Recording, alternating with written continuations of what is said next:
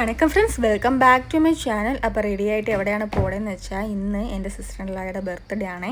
അപ്പോൾ അവർക്ക്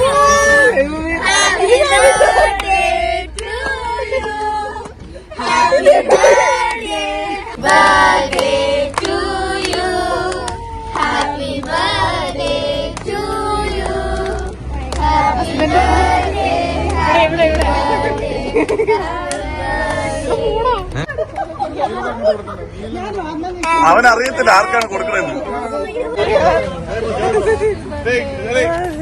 ജോയിന് വിളിക്കും മെയിനായിട്ട്.